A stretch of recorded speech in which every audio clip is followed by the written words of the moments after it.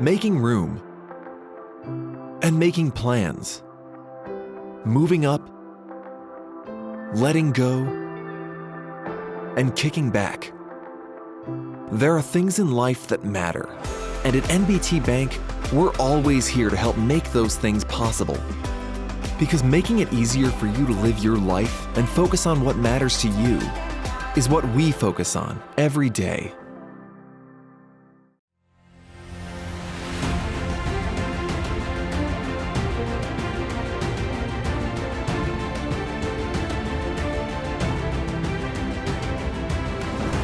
Good morning, everyone, and welcome to the 21st Century Business Forum. I'm your host, Clay Young. This morning, we are excited to have with us Paylocity CEO Steve Beauchamp, who routinely ranks among Glassdoor's top 100 CEOs in the nation, and the company is among Fortune's top 10 fastest growing companies in the world, valued at just under $9 billion. Steve has been with the HR and payroll software company since 2007, having taken it public in 2014. Now, anticipated 2022 revenues are $795 million, up an amazing 25% from this year. Steve, welcome, and thank you so much for taking the time to be with us this morning. Steve, I want to begin with at the beginning, obviously, when you got with the company, you had about 100 employees. Now you've got nearly 4,100 and 30,000 clients. That is incredible. How has that journey gone? And talk me through the beginning to where you are now.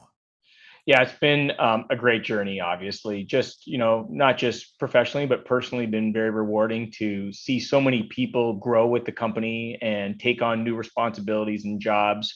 We really had a lot of success in the Chicagoland area, and we took that model and we expanded it nationwide, kind of market by market, adding customer by customer, really with the simple concept of we can make one customer happy, then we can use them as a reference and sell to the next customer. And at the same time, we just really invested a lot in the software to create great user experience. And so when you combine the same idea of great service and some really functional and easy to use software, it's kind of been the formula to success. And it's been, I think, super rewarding for me as the CEO. I've certainly seen a lot of change and development in the company with this type of growth and scale. But I still think in many ways, we're still trying to accomplish the same thing for our clients that we were 14 years ago when I started. Well, let me ask you, linearly, and there's an old saying that the secret to success is there is no secret. It's just hard work. But you have to be disciplined to stay the course. So how did you maintain your discipline, product discipline, the science of how you run your company? How'd you keep that discipline? Yeah, so I think it starts by listening to your customers and listening to your team. I think lots of times people make the mistake where they've got a plan and it's a 2 or 3 year plan, and you kind of continue to run that playbook and you're not nimble enough to react to the feedback that you get. And honestly, that feedback's readily available from customers and from your team of people that are talking to the customers on an ongoing basis, whether they're going to be in sales or they're servicing customers or helping customers with a new module. And so we've really had good cycles of feedback on an ongoing basis. And I can think of, countless examples over the last 14 years where we've had to make pretty sizable pivots over time and maybe reprioritize what we're working on or try a new idea, or maybe actually spend some time on something that wasn't working in the past and shift and change. And I think being nimble and entrepreneurial spirit is really important when you're in that growth phase. It's amazing to think about that. That's one of the great things that I have the honor of doing and talking with CEOs and hearing their stories and learning about their journeys and moving along the way. What do you think defines a great workplace? Yeah, I think there's lots of definitions around what a great workplace can be, but I think it ultimately comes down to the simple idea that employees they're engaged, they're excited about what they do. I always use kind of the simple example. What do my employees say when they go to the family barbecue on the weekend about their job? Is it, hey, what do you do for a living? And it's, I work for company XYZ. Or, hey, I'm with this company and this is what we're doing. And I'm kind of excited about what's happening. And I think if you make it really simple like that and you focus on, okay, now what are the things that we can do to make sure they understand the impact that they have? They understand the career options that they have in front of you. We celebrate the wins that we have as an organization and as individuals along the way. That to me is what the secret of making it really fun place to work and getting the engagement level you need from the team. Now, it's complicated to do that. That sounds really simple, but there's a lot that really goes into it. So I would say spend time with the employees, listen to the feedback, and make that a priority to actually drive meaningful changes across the organization to make sure that you can keep it or create a great place to work.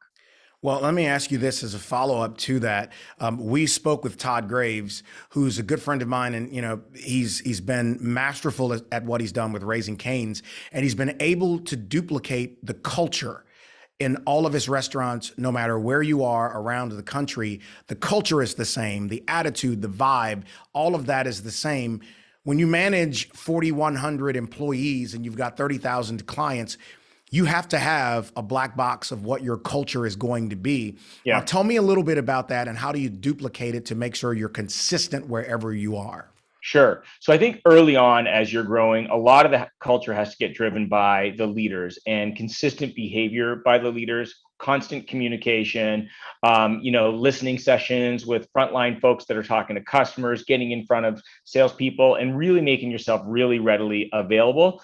That also gives you appreciation for what the challenges are and what the business. And then as you scale, I, as the CEO, am certainly the champion of the culture, but I need to engage a much broader team to make that culture come alive on an ongoing basis so that in the example you gave, it can be replicated by location by location.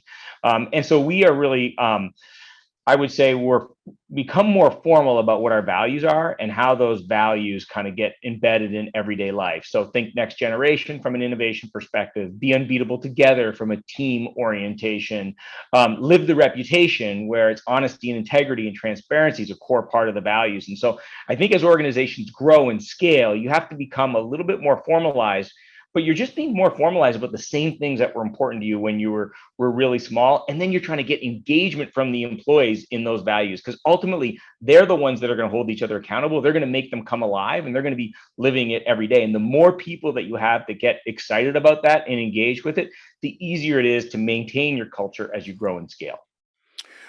Oh, wow. So well said. You've talked also about your teams and that they shouldn't think about the pandemic as something that's going to be over with in a month or 2 months, but that they should prepare to be working remotely forever. What do you mean by that, and what's the philosophy behind it? Yeah, so I think we were all trying to figure out how long this was going to last early on. And so many times we thought it's going to be better in a month or two or 3 or 4 months. And then, okay, here we go down the cycle of change. And really, still today, most of the employees you survey would rather have either a hybrid, meaning a meaningful amount of time working from home, or work from home on a permanent basis, particularly in kind of white collar environments. And so I think, what was obvious to me early on was that this was going to have a fundamental change to how people work on an ongoing basis. And I kind of really compare it to almost the Industrial Revolution, where everyone started working in manufacturing environments, and it really shifted the way people work and what was important to them. And the idea of being able to have some flexibility to work from home, to be home when your kids get off the bus or whatever that scenario is, avoid the commute, which is big for folks, that was going to last forever in some format that we didn't actually have to predict. It didn't matter how much of that was going to happen. What mattered is we had to get good at this remote interaction. And that became clear. And so what I said to the team is reimagine all the things we do, onboarding a new hire, celebrating promotions, team meetings, and reimagine that we're not just doing this for the next 3 to 6 months, but imagine that we're doing this for years to come.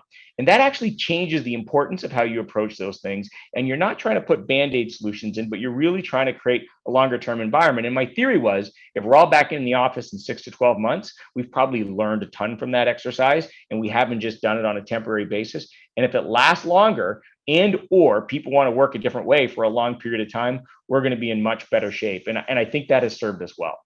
Steve, don't you think we've been able to, as a country, find efficiency in what we have done based upon the pandemic? As you say, working remotely, finding ways to maximize the hours you get during the day. In many ways, it's been kind of a treasure inside of all of this chaos, right? Yeah. Yeah, it's an interesting way to think about it. There's no question we found efficiencies. I'm in the office 2 or 3 days a week, but I've lost nearly 2 hours in a commute time, and that's some efficiency that I've gained, and some of that goes into work, and some of it goes into personal time. And I think a lot of our people have found different ways to work, less meetings with more people. But on the flip side, the thing that I worry about, and I think we got to pay attention to, is there's always unintended consequences that come with these benefits. And so you look at something like the idea of the online meeting, the Zoom fatigue that people like to talk about, and the idea that people aren't necessarily getting as much personal connections with maybe their team or their manager, and then you see people much more comfortable moving jobs, or are they getting connected to what that company's really trying to do? So there's unintended consequences of this that I think can be managed, but they definitely have to be managed. So my opinion, all of this kind of fast forward several years, I think will be a net positive for society, just from a productivity and kind of an overall happiness. But I don't think it's going to be a straight line there. And I think organizations are going to have to shift and change and pay attention to some things that they probably just didn't pay attention to as much prior. To that point, a lot of companies are struggling with managing success with remote team meetings and all of the activities that have happened there. You guys have done some creative things with remote events for employees to overcome that Zoom fatigue you just mentioned, and to keep the connection. What have you done? Talk about that. Yeah, I think we've done a number of things. So I put them into different categories. So the first category is, how do you create these kind of personal and human connections in ways Yeah. that you would just get water cooler conversations in the office and so on. And so one of the things that we've done there is, okay, some of the stuff you've seen other companies doing, certainly the happy hours and the getting together groups, but we've also have like social connection areas in our application where people can actually go and talk about things that are important to them. So we've got like a dad jokes group. So if you think of the things you would normally do in the office, you've got to try to find a way to recreate those online. You give prizes, you create events around that. Last year, we did a talent show where employees submitted to their talent. We couldn't actually do this at home. We had somebody who was fire breathing. We had people who were singing. We had people who were dancing, doing performances. And so that's something that we actually couldn't have done here. And so we've tried to really get the creativity of the employees going and find different ways to be able to connect. And I think the second category is like, how do we make work a little bit different? And so instead of having an hour meeting with 20 people, do you record a video that's 10 or 15-minute video, and you only have the meeting for half an hour? Do you schedule breaks in between meetings so that you're not always going kind of on a back-to-back basis? Are you spend more time writing? Right. And so in our product, you can have discussions in the product and be able to take things asynchronously instead of always being completely online. And one of the things people don't think about is your face is right there in the camera all the time. Right. In some ways, it's a more intense experience than sitting in a conference room with 12 people. And so I think, again, I go back to think of the things that happen to the office, reimagine those for a remote way, and don't just do the same things. Try some different approaches towards it. Well, before I go on, you got any good dad jokes you heard that you could share with us? I'm not a big player in the dad joke group. You mentioned asynchronous videos and how that works. First of all, what is it, and what's the functionality? And tell me about that. Yeah. So I kind of learned this by trial by fire. So the pandemic hits and our employees had a lot of questions, and they're worried about, okay, we have 30,000 clients. They have less employees. We get revenue by employees on the platform. What's going to happen to my job? Are you going to have to lay people off, and so on and so forth? And, fortunately, we were able to grow our way through that, never laid anybody off. But those were questions in employees' minds. And so I started recording videos, literally kind of on my phone, 2-minute videos. And I would use our platform to send them out with a bit of text, right? And then in our platform, people were able to react, they were able to comment, they were able to ask questions. And I did that every week for the first 3 months, 2 to 3 videos a week of what's happening with the organization, what we're seeing, to really try to manage the stress levels of people. And they could digest that anytime. They get a notification on their phone, they click on it, they see a video from me. When I meet an employee today, now coming up on a couple years later, the first thing they say to me every time is, "Hey, it's so good. I haven't seen you person to person in 18 months or 20 months. And thank you for doing all those videos." And so it allows you, versus an email or some type of other communication, they can digest it when they want. We get the data of when people view these things, and you can see I can hit pretty much half of the workforce within one day with a video like that, and it trickles out. And so we take that same concept to meetings. And so we say to people, hey, why don't you record, the preamble to the meeting, which is often the first 15 or 20 minutes, and then so let's shorten the meeting and be able to use videos. or follow-ups is probably the big thing, which is, okay, we've got 3 questions. We actually don't need to get 20 people on a Zoom call again. I'll answer these questions for you. I'll record a video. I'll send it out to you. And if you have questions, you can comment, react. I can answer them. And so I think it drives efficiency. It helps the Zoom fatigue, but it also creates more connection for broad-based communication when you've got a big group like over 4,000 people. Don't you think that the way people are learning now matches up so much more with what you just said? I mean, there are people who want to learn how to assemble something. They go to YouTube to watch a video and someone talks them through the steps. Or if they're researching something, they'll Google it and there'll be a video that tells them something about it. I truly believe the way that we are learning as a society has evolved so much that what you just described is an efficient business tactic, right? Yeah, I absolutely agree with you.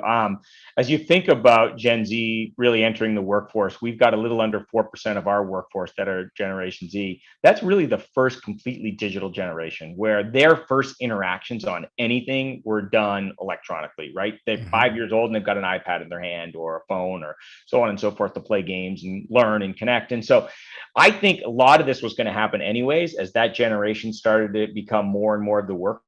What COVID did is accelerate all of us towards that trend where we now have to find different ways to learn. So sometimes writing, watching videos offline, searching and learning content on your own, sharing with friends and coworkers versus top-down communication. All of these things I think we're going to change, but I think COVID just really accelerated that trend. The challenge, though, is most companies weren't ready for that. And so to be able to actually scale, and I still think today there's so many things that we could do better to scale all of our internal processes, whether they're meetings or onboarding new hires or, training somebody, all of that has to change with that in mind, which is, wait, there's probably a better way to do these things if you think about it from a digital first perspective and think about engagement, communication, collaboration, connection as being the outcome that we're trying to drive. You referenced what COVID did. I wanted to go back to something that I intended to ask earlier, and it's about the acceleration of the future of work. And COVID has forced us to evolve in ways that we probably weren't expecting to until maybe later in the decade. Yeah. And what are your thoughts on that? And how do you hold on so it doesn't become a detriment to us down the road? Yeah, I think there's lots of challenges there because when you go through massive change really quickly, you do have some unintended consequences and it's tough for people to be able to keep up.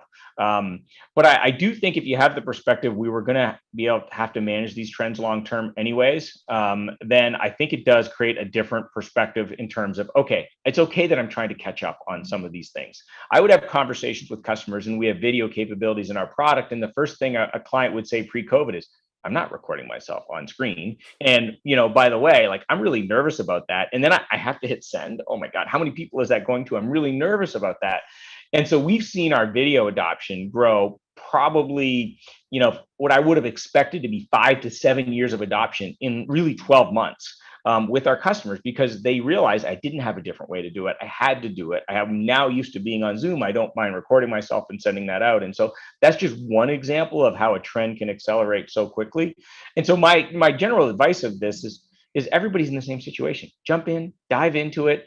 Try not to be afraid of it. Try something new. Get employees that are really comfortable to be able to kind of champion a different way to communicate and connect with each other. And it's hard to get started. It's hard to make that change. But once you start doing it, I think it can be a lot easier. And you learn faster because you're going to have to manage this one way or another anyways. What are some of the worst unintended consequences that you think have happened? Because I kind of really want to push in on that because everyone's trying to get a grip of what the COVID reality is going to be like for business. But can you share any things that you've seen that are, wow, that maybe is not the way that should have gone? Sure. I think a lot of companies thought of, managing employees as a really important part of their business, as when they're in the office, when they're at work. And then it kind of ends there. I've got to do the right things to be able to reward you and recognize you and train you and make sure that you're ready for the next job. But this blend of home life and work life, there was kind of a separation. And yes, I would talk to you about how your weekend was, and that was 2 minutes, and then it was over. Now, all of a sudden, you're in people's homes. There's kids walking by, and there's disruptions, and you kind of get a much better sense of what their life is. And then at the same time, the stresses of home and work are also blended. So I think that's been difficult for people. I think that's been a real challenge. And so then as businesses have to actually think, how do I balance that? Do I change people's schedules? So maybe I don't have Zoom call schedule when they're getting people on the bus or coming off the bus for kids.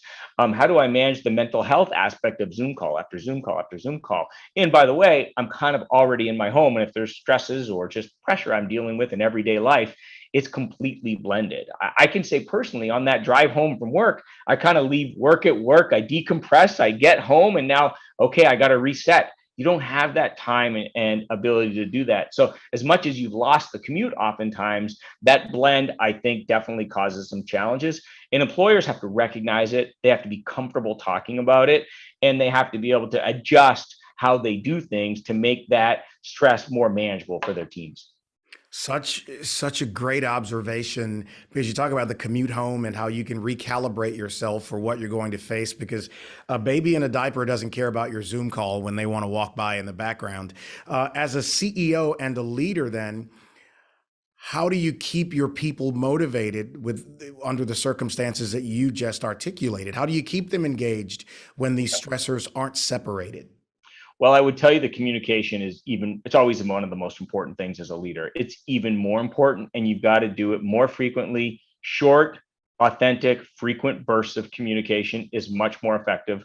And what I mean by that is different types of communication. Sometimes it's video, sometimes it's a written post, sometimes it's seeing you interact in a team meeting room group. We do thing right now every second week. We do an all hands meeting. It's half an hour. Anybody can get on, ask any questions that they want. There's no preparing for it. You're answering the questions live in real time. And people love that. They love the interaction, that it's not so prepared, that it's authentic, that it's real, it's short. And so that's what I would really focus on as a leader, is look at how you communicate with your employees, reimagine different ways, create a lot of variety. Because if I'm sitting there in front of my Zoom computer all day and there's only one way to digest this information, it's hard to stay engaged. And then also think about ways to engage at different levels. And what I mean by that is like messaging what's happening with the organization as a whole, making sure that they know what's happening, because they don't get to talk to people and the rumor mill doesn't work the same way. Then think about at their department and their team level, what's going on with their team, what's happening with other people, how are you doing team meetings? So I think communication is really the key to drive engagement, because I think most people, and if not everybody, wants to do a great job at work. They want to be able to advance. They start with the right intentions, and usually organizations don't do all the right things to bring those right intentions out. And so that would be my biggest recommendation, is re-examine all of your communication methods. You know, our audience is business owners, people who are successful, those who are aspiring to that same end. You've learned a lot of lessons over the years. Share with us some of what you've learned as a CEO. I think a CEO can be a challenging job because you are jumping from both one topic to the next constantly. While at the same time, sometimes you might be talking about, some bigger investment or big strategic change that you're driving, but then you're also talking about something really, really tactical, because you can kind of be the last stop where people go to for decisions. I think for me, I would really just focus on being who you are, being real, being empathetic, being truthful and direct in your communication is really critical. I think sometimes as a CEO, you get so busy with different items, you don't always spend the time to appreciate what it's like to be, one of the frontline folks who's talking to a customer or being in front of a prospect that you're selling. And so I think spending time with people and really being comfortable so that it does not feel prepared, it feels authentic and real. And when you do that, you're going to admit when you're wrong. You're going to be comfortable having a dialogue. You're going to be more comfortable listening to different perspectives. And I think sometimes there's a lot of pressure on the job. And because of that, when you get under pressure, it's harder to do those other things. And I think focusing on that is really important. Have you maintained your own personal focus on this? We talked about replicating what a company does in other places and being able to keep that culture consistent for yourself over these years and building this into what it's become. How'd you stay so consistent? We've gone through a lot of change. You can imagine going from 100 employees to over 4,000 employees and having the growth that we've had. I think there's lots of things you've got to do. Number one, you got to surround yourself with a great team, and you've got to make sure that the people around you have complementary skill sets to you. This is the whole magic. I want to hire somebody who's better at me at this, and then I want to hire somebody who's better at me at some other subject, and then be able to make sure that that team, they operate culturally somewhat similarly. So you never want to have a leader that's a real cultural departure from the way the org is, and if you can do that, you basically are multiplying yourself, right? So now I've got 5 or 6 people who work for me. They hire 5 or 6 people who work for them, and culturally they operate the same way. And at the same time, they're better at individual things. And so, everyone always says hire great people is the answer, but it's a little bit more complicated than that, because it's not just great people; it's people that do things better than you as a leader can do, and then trusting them and providing them the feedback to be able to grow and scale. For me, there's a lot of things I used to do that I never do before, right? When we had 100 employees, I'd walk around the office and I talked to every single employee and I knew them by name. Now I got to find other ways to be able to make those connections. But I can tell you, the person who's leading a team of 100 people, I want them to do those same kind of things. And so it's that concept behind replicating culture over time. And then it makes it more manageable for me as a CEO as well, because I don't have to do everything myself, which is that the challenge that I hear from most leaders is the one that really weighs on you the most. What do you think defines your leadership style? And because I'd love to hear more about that. I love what you just described, and I hope people catch it. You've got 100 employees. You'd go around and engage them. Now you've got nearly 4,100, so that's impossible. But you don't want to lose that connection between leadership and the people who are actually making the company go. So talk to me a little bit more about your leadership style, and then what do you think makes a good leader? I think you've got to pick the values that are really important to you and then stand behind them. And they might be a little bit different based off your personality and the business that you're in. And so for us, one of our values as a company comes with the idea of live the reputation, walk the walk is what it really means. Say what you're actually going to do and then do it, and have a really high level of integrity. And that, to me personally, is one of my own personal values as well. And I've tried to make sure that the company operates that way. And what that does for me is it allows me to have really direct conversations, really transparent. People know that that's the way I'm going to be. But I also love it when people will challenge me and push back and equally have that direct conversation. And so it can create an open environment where it's not the person who's talking, it's the ideas and the facts and the information that you're exchanging that ultimately wins. For me, that's really, really kind of important.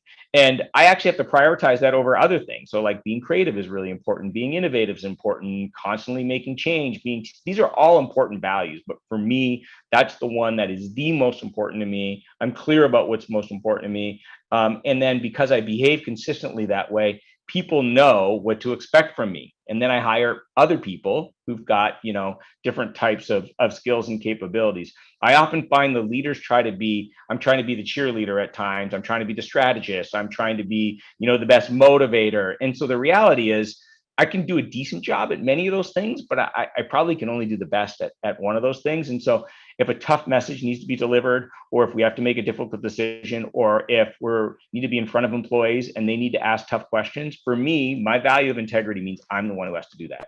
I don't always necessarily have to be the one to roll out the newest idea or cheer on the recognition that we've had or market the success we've had. Sometimes I have to do those things, but that's where I go. Is my core thing is integrity, and it has to be a core value for us as a company.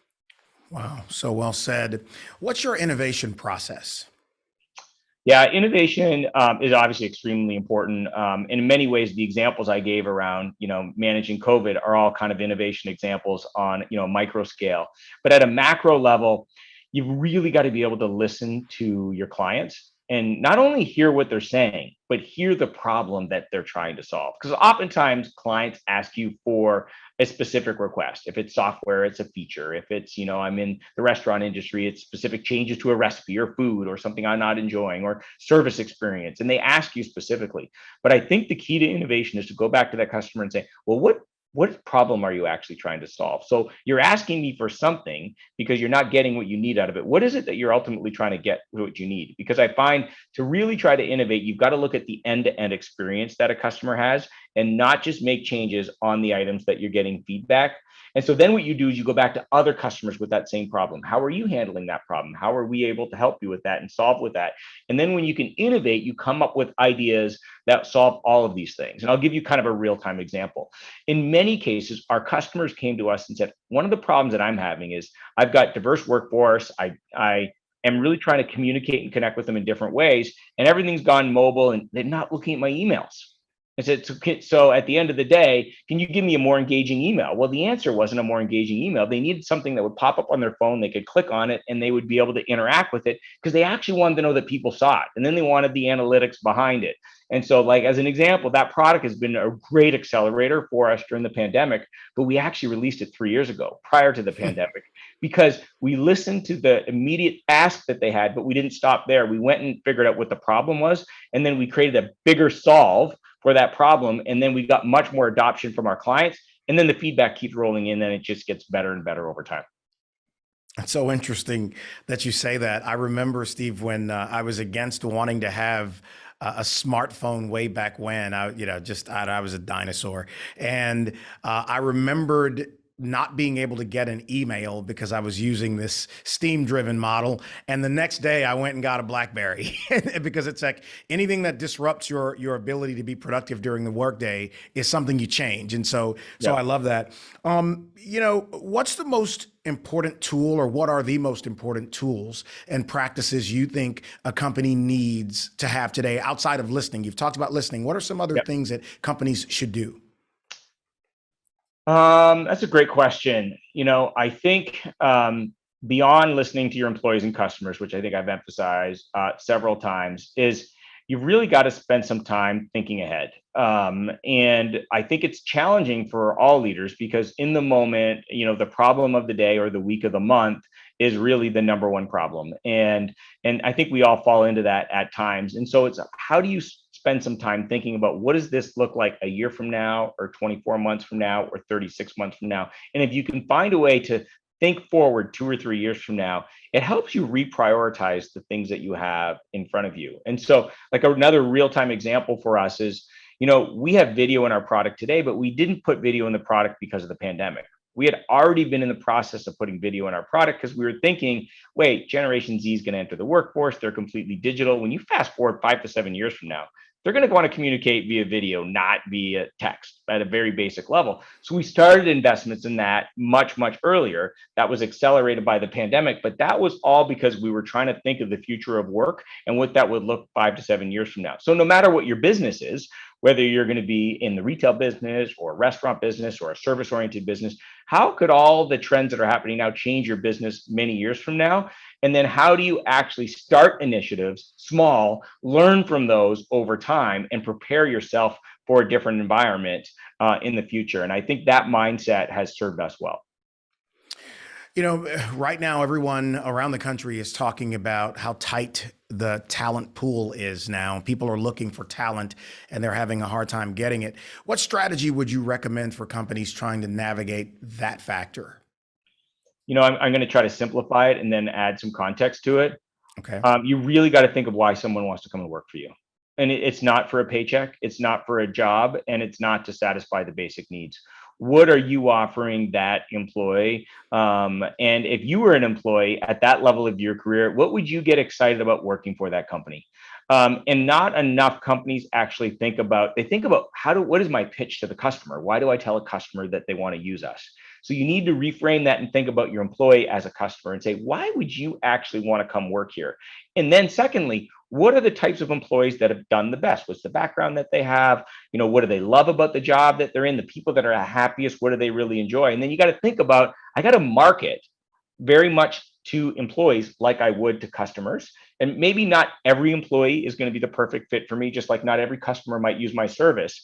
But that whole HR function has become very marketing oriented in a tight labor market. And so you hear terms like an employee value proposition and some fancy terms, but the reality is it's just, what is your sales pitch to an employee about why they want to be able to work for you? And if you don't know what that is and you can't do it in a handful of sentences, really succinctly, that's what I would kind of go back to. And then make sure that the managers who are interviewing these employees, and that first contact, if it's a recruiter, if it's a manager, if it's a store owner, like that pitch has to be practiced just like you would practice a sales pitch. And you've got to make sure that that it's really engaging with the employees. A lot of companies are used to employees just applying and you pick the best one that you've got. That's just not the world anymore. And I don't think that's going to be the world for a while, quite frankly.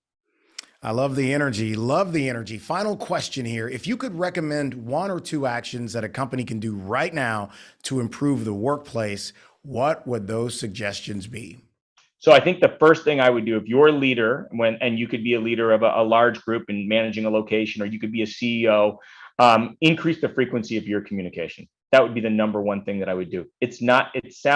I used to prepare quarterly meetings. It would take hours of preparation. I would do PowerPoints. We'd launch it to thousands of people. We'd be ready to see what the questions are. And now all I do is I do a half-hour Q&A every 2 weeks, and then I record some videos. And it's less on my time. It's way more appreciated by my employees. And I can pick topics that help drive the culture or drive what our key initiatives are. And that would be number one to me. And then number two would be find ways to collect more feedback from the employees. Because of COVID, we started surveying our employees much more frequently, and actually sometimes surveying them on decisions we were going to make. So we're planning on returning to work a couple months from now. What do you guys think? And we would get feedback and comments. And then we would then say, okay, here's what our plan is. And it was all based off employee feedback. So communicate, high frequency, shorter, gather feedback, whether that's survey tools, roundtables, discussion groups. I think that's key in this kind of environment. You know, that answer was so good. I said the last question was the last one, but I'm going to ask one more. I'm going to sneak it in there. If there is a CEO watching right now, someone who's online watching you, listening to your story and everything you've said, and they're kind of at their wits' end, as you can be in business sometimes, and they're teetering on staying with it or doing something else, what would be your encouragement to them to stay with it? Well, we've had quite the journey at Paylocity. And I can remember there were times where we only had 2 or 3 payrolls left to cash. We were trying to expand nationally, and we hadn't experienced doing that. And we tried new things, building into product areas we haven't gone before. And the first version of that doesn't work the way you want. I think the cycle of small failures is just part of success over time.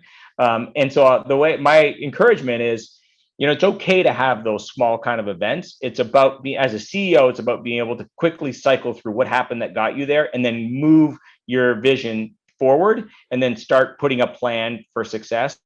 You never want to stall. Like, movement forward to me is always kind of the key with that, and just not dwelling on why we got there, understanding it, learning from it, and moving forward. And then just kind of, as the leader, you've got to do that with a fair amount of confidence so that you can then bring the team along with you.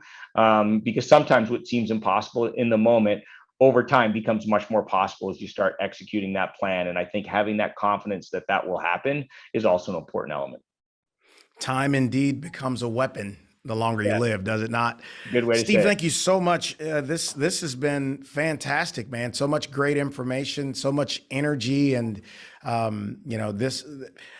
hope that this has been as engaging for you as it has been for me. I've enjoyed the insight that you've given.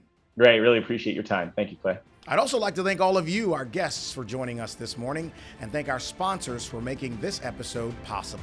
We'll see you next month.